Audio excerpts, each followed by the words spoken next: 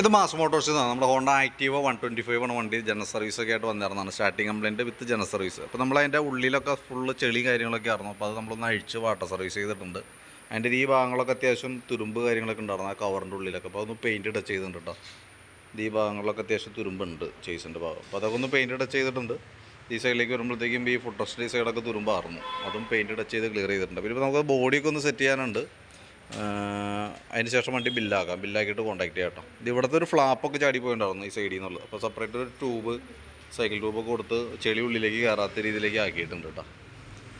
അപ്പോൾ അത്യാവശ്യം ഒരുവിധം ക്ലിയർ ആക്കിയിട്ടുണ്ട് ഉള്ളൊക്കെ വാഷിങ്ങിൽ. കാരണം എന്താ വെച്ചാൽ അതല്ലെങ്കിൽ പിന്നെ നമ്മൾ ഫുൾ സർവീസ് ഡീസൽ വാഷിംഗ് ഒക്കെ ആയിട്ട് ചെയ്യേണ്ടി വരും. തന്നെയല്ല അത്യാവശ്യം ഡീസൽ വാഷിംഗ് എന്ന് പറഞ്ഞാൽ ആ രീതിയിലാണ് ചെയ്തേക്കണത്.